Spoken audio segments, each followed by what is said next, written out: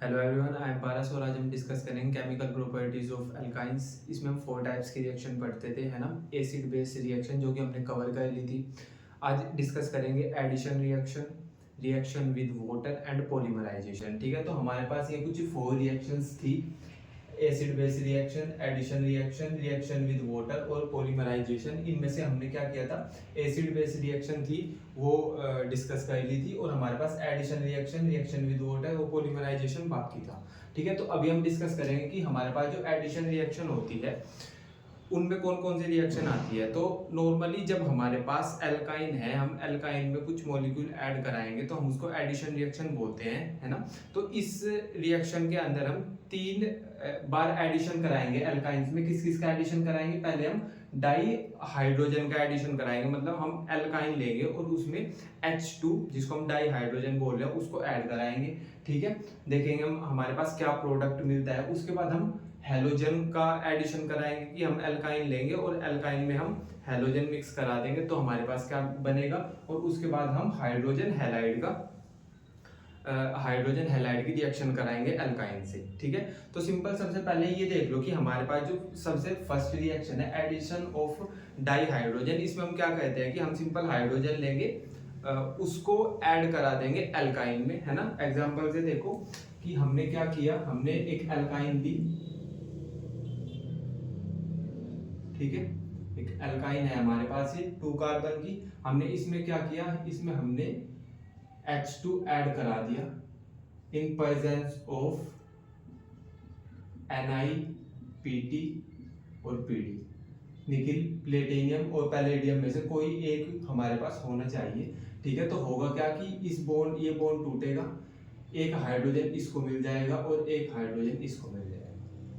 ठीक है, तो हमारे पास क्या प्रोडक्ट बनेगा भाई, CH2 हो गए यहाँ पे, है ना। तो CH2 डबल बॉन्ड, फिर ये वाला कार्बन CH2, तो हमारे पास एल्कीन का फॉर्मेशन हो गया, एल्कीन का फॉर्मेशन हो गया, है ना। फिर हम दोबारा से इसमें H2 ऐड कराएंगे, दोबारा से हम इसमें H2 ऐड कराएंगे। ठीक है, तो ये बॉन्ड फिर टूटेगा, है ना। दोबारा से फिर हम NiPt Pd में से इनमें से तीनों में से एक की प्रेजेंस रखनी पड़ेगी यहाँ पे, है ना। और हम क्या करेंगे, फिर दोबारा से इस बॉन्ड को तोड़ेंगे हम, तो एक हाइड्रोजन इसको मिलेगा और एक हाइड्रोजन इसको मिलेगा।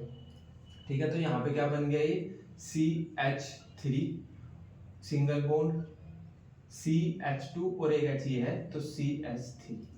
तो हमारे पास फाइनली हुआ क्या, हमारे पास एल्काइन से एल्केन का फॉर्मेशन हो गया।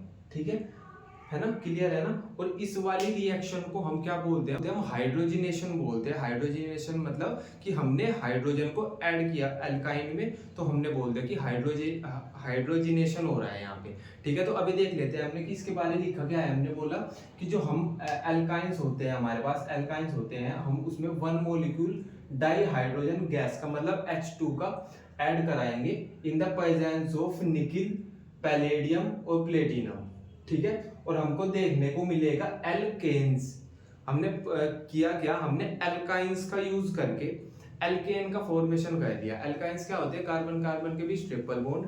एल्केन्स क्या होते हैं, कार्बन कार्बन के बीच सिंगल बॉन्ड, है ना। तो हमने क्या किया, हमने निकिल, प्लेटिनियम, प्लेडियम की हमने प्रेजेंस रखी, एल्काइंस से एल्केन का फॉर्मेशन कर दिया हमने। जो हमारे पास फर्स्ट टाइप की हमारे पास एडिशन रिएक्शन थी, है ना। अब इसमें जब हम हाइड्रोजन ऐड करा रहे हैं तो हम उसको बोलते हैं हाइड्रोजिनेशन रिएक्शन, है ना। तो याद रखना कि इसी को हम हाइड्रोजिनेशन रिएक्शन बोल रहे हैं। क्यों, क्योंकि हमने एल्काइन में हाइड्रोजन को ऐड करा है। ठीक है, इसके बाद हम देखते हैं कि एडिशन ऑफ हैलोजेंस, है ना। हम अब क्या करेंगे कि हम एल्काइन लेंगे और एल्काइन में हम ऐड कराएंगे हैलोजन को। ठीक है, तो देख लेते हैं कैसे होती है ये वाली रिएक्शन। तो हमने सिंपल क्या कहना है, हमने एक एल्काइन लेनी है। ठीक है, हमने एक एल्काइन ली और इसमें हमने ऐड कराया एक हैलोजन। हैलोजन क्या क्या हो सकता है भाई, FCl, Br में से कुछ भी ले सकते हैं हम। तो हमने क्या किया, हमने Br2 ले लिया। ठीक है, और प्रेजेंस ली CCl4 की। ठीक है, कार्बन टेट्राक्लोराइड की प्रेजेंस ली और हमने Br2 ऐड करा दिया। तो हमको क्या देखने को मिलेगा, हम इस वाले बॉन्ड को तोड़ेंगे, एक Br इसको दे देंगे और एक Br हम इसको दे देंगे। ठीक है, तो हमको क्या देखने को मिला, C H double bond C H, एक बी आर इसके पास आ चुका और एक बी आर इसके पास आ चुका। ठीक है, इतना समझ आया है ना। हम दोबारा से फिर इसमें बी आर टू ऐड कराएंगे, दोबारा से हम इसमें फिर बी आर टू ऐड कराएंगे, है ना। अब क्या करेंगे, अब दोबारा से फिर ये वाला बी आर बॉन्ड मतलब बी सॉरी जो कार्बन कार्बन के बीच डबल बॉन्ड है उसको तोड़ेंगे, एक बी आर इसको दे देंगे और एक बी आर हम इसको दे देंगे, है ना। ठीक है, तो हमको क्या देखने को मिलेगा, C H B R single bond C H B R और बी आर। क्लियर है क्या? ठीक है, तो फाइनली हमारे पास इस प्रोडक्ट का फॉर्मेशन हो गया, है ना। इसका नेम क्या लिखोगे आप, है ना। मैं बोलूँ कि आप ना इसका नेम बता दो मेरे को क्या होएगा, है ना। तो आप बोलोगे कि ये 1 ये 2, तो हम आप लिखोगे कि 1 1 2 2 टेट्रा ब्रोमो। भाई 1 2 मतलब 1 पे भी बी आर है 2, 2 पे भी बी आर है 2, तो है ना हम बोलेंगे 1 1 2 2 टेट्रा ब्रोमो, और 2 कार्बन के लिए वर्ड रूट होता है ईथ, और क्योंकि सिंगल बॉन्ड है तो ए। ठीक है, तो इसका नेम हो जाएगा 1 1 2 2 टेट्रा ब्रोमो इथेन। क्लियर है क्या? ठीक है, एक और एग्जांपल देखना है, एक और एग्जांपल देख लो। जैसा इस बार मैं बोल रहा हूँ कि हमको 3 कार्बन की एल्केन लेनी है, मतलब सॉरी 3 कार्बन की एल्काइन ले लेते हैं। इस बार हम 3 कार्बन की एल्काइन लेंगे, अभी तो हमने 2 कार्बन की एल्काइन ली थी, है ना। तो यहाँ पे देखो इसका एग्जांपल, मैंने क्या किया, कुछ एल्काइन ली ये वाली,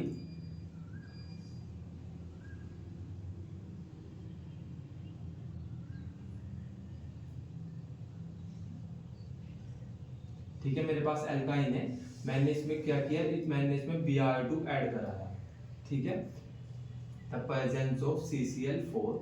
ठीक है, तो हमको क्या देखने को मिलेगा, हम इस डबल बॉन्ड, ये जो ट्रिपल बॉन्ड में से थर्ड वाला बॉन्ड है इसको तोड़ेंगे हम, है ना।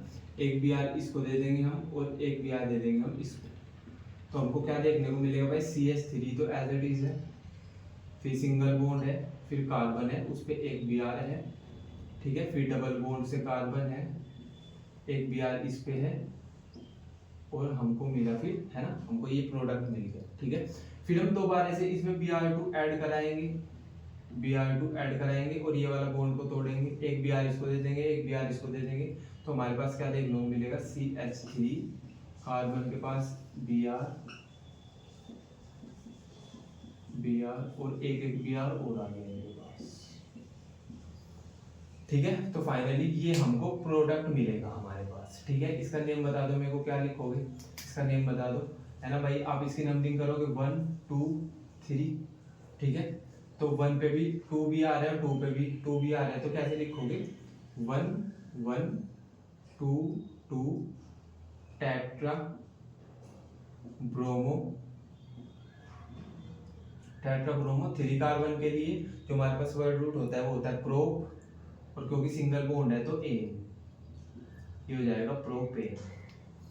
क्लियर रहेगा आपको, है ना, इतना समझ आया क्या? तो बेसिकली ये थी हमारे पास रिएक्शन, है ना, जिसको हम बोल रहे थे एडिशन ऑफ हैलोजन। हमने सिंपल एल्काइन लिया, एल्काइन में हमने ऐड कराया हैलोजन जो कि था Br2, प्रेजेंस दिखाई हमने CCl4 की, और हमारे पास हमने प्रोडक्ट का फॉर्मेशन कर लिया। क्लियर है वाला पॉइंट? ठीक है, तो ये होगी हमारे पास एडिशन ऑफ हैलोजेंस। ठीक है, इसके बाद हम देखते हैं कि addition of hydrogen halide. Hydrogen halide क्या होता है कि हमारे पास हाइड्रोजन है और हैलाइड मतलब FCl Br में से कोई एक है, तो टोटल बन जाएगा HX, है ना, जिसको हम हैलोजन हैलाइड बोल रहे हैं। भाई हैलाइड को हम X से दिखाते हैं, अब X की जगह पे F भी हो सकता है, Cl भी हो सकता है, Br भी हो सकता है। भाई मैं ऐसा बोल रहा हूँ ना, कि मैं बोल रहा हूँ कि हम हैलोजन हैलाइड देखेंगे अभी, हैलोजन हैलाइड HX। अब इस X की जगह पे हम F भी ले सकते हैं, Br भी ले सकते हैं, Cl भी ले सकते हैं, I भी ले सकते हैं। ठीक है, तो हम बेसिकली एक रिएक्शन देख लेंगे कि हमने H लिया और X की जगह पे Br ले लिया, तो हमने HBr की रिएक्शन पढ़ लेंगे अभी हम। ठीक है, तो सिंपल आपको समझ आ गया क्या कि जो हमारे पास हाइड्रोजन हैलाइड होते हैं वो क्या होते हैं भाई, सिंपल हाइड्रोजन होगा और उसके साथ एक हैलाइड होगा। हैलाइड मतलब कौन कौन से, FCl Br में से कोई हो सकता है। ठीक है, तो देख लेते हैं हमने सिंपल क्या किया, एल्काइन लिया, उसमें HBr ऐड कराया, है ना, हमने उसमें HBr ऐड कराया। ठीक है। तो अब होगा क्या कि हम ये वाला बॉन्ड तोड़ेंगे, एक बॉन्ड तोड़ेंगे है ना, ये वाला बॉन्ड को हम तोड़ देंगे है ना, एक को H दे देंगे, एक को दे देंगे हम Br।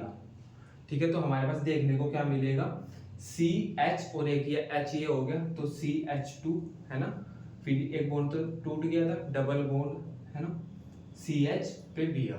ठीक है, फिर हम क्या करेंगे, एक बार और रिएक्शन कराएंगे HBr की हमारे पास इस वाले कंपाउंड से है ना। तो इस बार हम क्या करेंगे, ये जो बॉन्ड है डबल बॉन्ड है इसको तोड़ देंगे। ठीक है, एक को फिर से H दे देंगे और Br दे देंगे। ठीक है, तो फाइनली हमारे पास क्या बना, CH3 है ना, CH3 मतलब 1 2 3 हाइड्रोजन है। ठीक है, और यहाँ पे CH डबल Br है। ठीक है, तो फाइनली हमारे पास ये प्रोडक्ट बन गया। ठीक है, इसका नेम क्या लिखोगे आप है ना, आप ऐसे लिखोगे 1 डाई ब्रोमो और 2 कार्बन है तो ईथ एन है ना, भाई सिंगल, भाई 2 कार्बन के लिए वर्ड रूट होता है ईथ, और क्योंकि सिंगल बॉन्ड है तो एन, तो आप लिखोगे 1 डाई ब्रोमो ईथेन। क्लियर है क्या इतना सब है ना। तो बेसिकली ये होगी हमारे पास reaction addition of hydrogen halide. देख लेते हैं इसके बारे में क्या लिख रखा है हमने। तो हम बोलते हैं कि हम 2 मॉलिक्यूल लेते हैं हाइड्रोजन हैलाइड के, भाई 2 ही तो लिए, 1 और एक 2। ठीक है, HCl हो सकता है हमारे पास, HBr हो सकता है, HI हो सकता है, HF नहीं होगा है ना, ये पॉइंट याद रखना कि HF नहीं होगा। HF एल्काइन के साथ हमारे पास एडिशन रिएक्शन नहीं शो करता। ठीक है, तो हमने क्या किया, एल्काइंस में ऐड किया और हमने बनाया जैम डाई हैलाइड। अब एक ये समझ लो कि जैम डाई हैलाइड क्या होता है। तो जब एक ही कार्बन पे 2 Br अटैच हो, मतलब एक ही कार्बन पे 2 हैलाइड या 2 हैलोजन है ना, हैलोजन भी उसी को बोलते हैं, हैलाइड भी उसी को बोलते हैं, HCl को ही। ठीक है, तो मैं सिंपल ये बोल रहा हूँ कि एक कार्बन पे जब 2 हैलोजन अटैच हो हम उसको जैम डाई हैलाइड बोल देते हैं। ठीक है, तो यहाँ पे हुआ क्या कि ये वाला कार्बन है, एक Br ये है, एक Br ये है, तो एक ही कार्बन पे 2 हैलाइड अटैच है, मैं ऐसा बोल दूं एक ही कार्बन पे 2 हैलोजन अटैच है, तो इसको हम बोल देंगे जैम डाई हैलाइड। तो इन्होंने ऐसे बोला है कि जब भी हम एल्काइंस में HBr ऐड कराएंगे तो हमको जैम डाई हैलाइड का फॉर्मेशन मिलेगा है ना। तो क्लियर है क्या आपको, इतना सब समझ में आ गया। ठीक है, तो अभी देख लेते हैं हम कि जब हम एल्काइंस की रिएक्शन वाटर से कराते हैं तो हमारे पास किस प्रोडक्ट का फॉर्मेशन होता है ना। तो ऐसा सिंपली हमारे पास जो एल्काइंस होती हैं वो वाटर से रिएक्ट नहीं करती, लेकिन हम उसको जबरदस्ती कराते हैं वाटर से रिएक्ट। और जबरदस्ती जब हम किसी के साथ करेंगे तो क्या करेंगे, मतलब हम वहाँ से किसी की प्रेजेंस लेंगे कि हाँ इसकी प्रेजेंस में हमारे पास एल्काइंस वाटर से रिएक्ट कर जाएंगे है ना। तो ऐसे सिंपल हमारे पास जो एल्काइंस होती है वो वाटर से रिएक्शन नहीं करती, लेकिन हम जब मर्क्यूरिक सल्फेट और डाइल्यूट H2SO4 की प्रेजेंस लेते हैं और कुछ टेम्परेचर देते हैं तो हमारे पास जो एल्काइंस होती है वो H2O से रिएक्ट कर जाती है ना। तो इसका एग्जाम्पल से समझो आप कि मैं ना ऐसा बोल रहा हूँ कि हमारे पास एक एल्काइन है, 2 कार्बन की एल्काइन है हमारे पास। ठीक है, हमने इसमें H2O ऐड कराया, H2O ऐड कराया और प्रेजेंस ली हमने Hg2 पॉजिटिव, H पॉजिटिव, और हमने इतना टेम्परेचर लिया। ठीक है, हमने मर्क्यूरिक सल्फेट जिसको मैं ऐसा Hg2 पॉजिटिव करके दिखा देते हैं हम है ना, और डाइल्यूट H2SO4 को H पॉजिटिव से दिखा दिया। ठीक है, तो होगा क्या कि हमारे पास इस बॉन्ड का ब्रेकडाउन होगा। ठीक है, और एक को हाइड्रोजन मिल जाएगी और एक को OH मिल जाएगा है ना, भाई 2 हाइड्रोजन है और एक ऑक्सीजन है। ठीक है, तो एक को हाइड्रोजन दे दिए, एक को OH दे दिया हमने, तो हमारे पास क्या किस प्रोडक्ट का फॉर्मेशन होगा, CH2 डबल बॉन्ड CH और CH और इस पे लगा है और। ठीक है, अब हम क्या करेंगे, हम इसका आइसोमेराइजेशन करेंगे,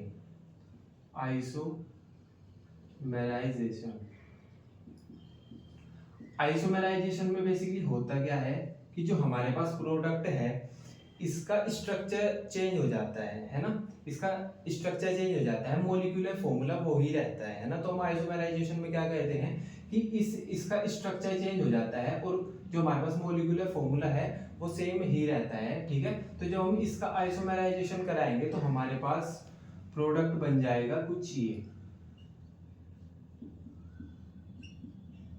है ना। अब आप बोलोगे कि भैया ये कुछ और बना दिया, है ना, ये कुछ और था, है ना।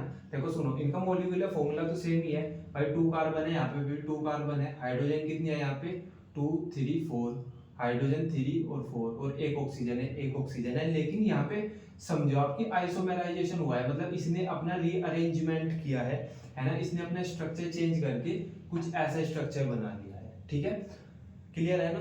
तो अभी मैंने आपको ये बताया था कि जब भी हमारे पास CHO प्रेजेंट होता है, जैसे ये CHO प्रेजेंट है, तो इसको बोलते हैं हम एल्डिहाइड ग्रुप, ठीक है। जब भी OH प्रेजेंट होता है, इसको बोलते हैं हम एल्कोहल, है ना। तो मैं ऐसा बोल सकता हूँ क्या कि हमारे पास एल्डिहाइड का फॉर्मेशन हो गया।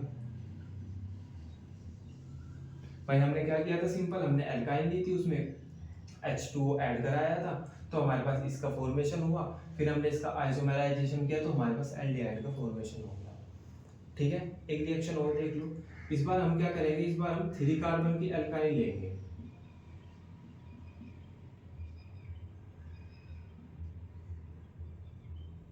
ठीक है। हमने क्या किया, H2O ऐड कराएंगे इसमें भी, ठीक है, और सेम ही कंडीशन अप्लाई करेंगे इस पे भी, है ना। तो होगा क्या कि ये बॉन्ड टूटेगा, है ना, इसको हम OH दे देंगे और इसको हम H दे देंगे, तो हमारे पास कुछ ये बन जाएगा CH3 single bond COH double bond CH,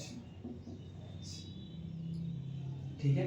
फिर क्या होगा, फिर हम इसका भी आइसोमेराइजेशन कराएंगे, इसका भी आइसोमेराइजेशन कराएंगे, तो हमको ये अपना रीअरेंजमेंट कर लेगा, मतलब मॉलिक्यूलर फॉर्मूला सेम रहेगा लेकिन स्ट्रक्चर डिफरेंट हो जाएगा।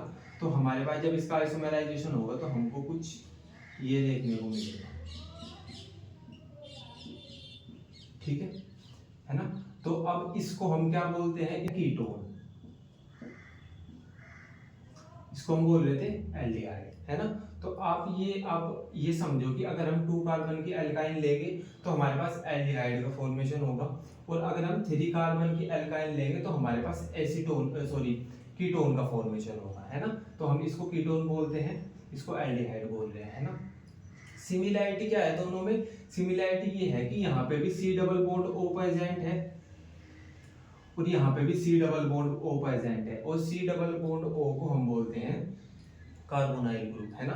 तो हम ऐसा बोल सकते हैं कि जब भी हम एल्काइन की रिएक्शन कराते हैं H2O से, तो हमको कार्बोनाइल ग्रुप का फॉर्मेशन देखने को मिलता है ना। तो अभी बेसिकली हम देख लेते हैं कि इसके बारे में हमने लिखा क्या है कि alkynes do not react with water. ये तो मैंने बोल ही दिया था कि नॉर्मल कंडीशंस में तो एल्काइंस रिएक्ट नहीं करेंगे, है ना, हमको कुछ ना कुछ करना पड़ेगा एक्स्ट्रा इसके लिए, ठीक है।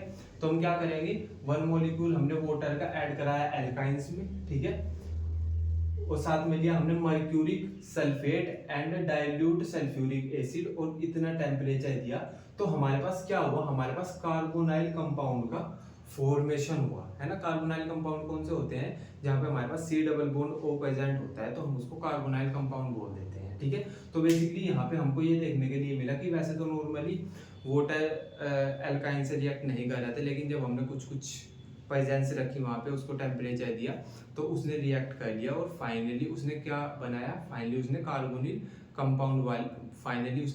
कंपाउंड का फॉर्मेशन कर लिया।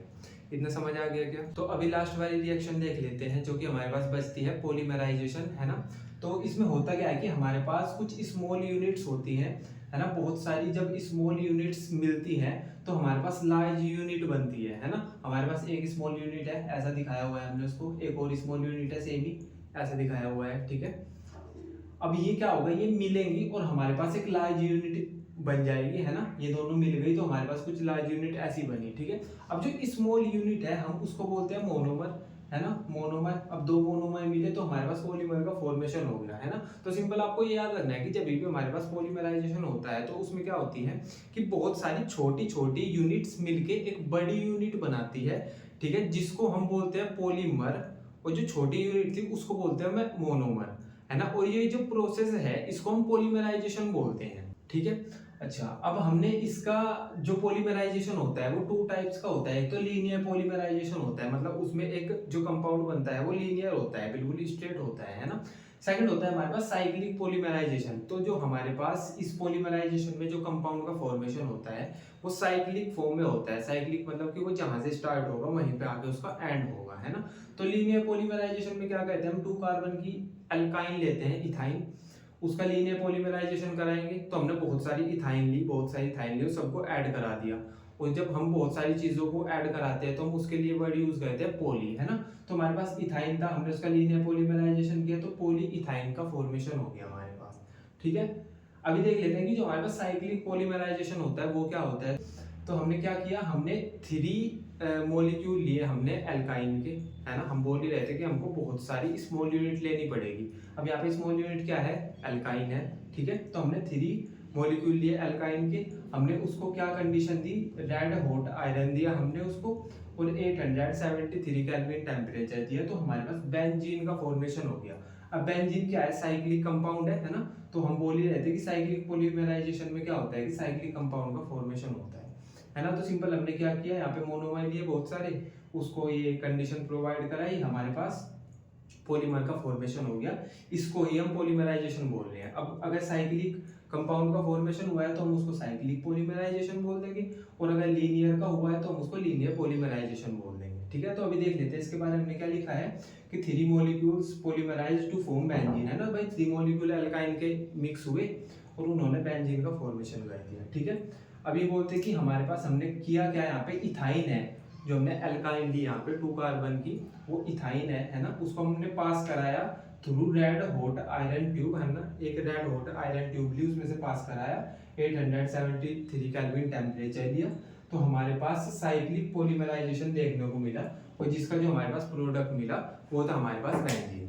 क्लियर है ना। तो हमने आज chemical properties of alkyne discuss कर ली, ठीक है। तो हमने 4 तरह की रिएक्शन आती है, हमने हमारी एनसीईआरटी 4 तरह की रिएक्शन ही बताती है हमको, 4 के 4 हमने डिस्कस कर ली, ठीक है।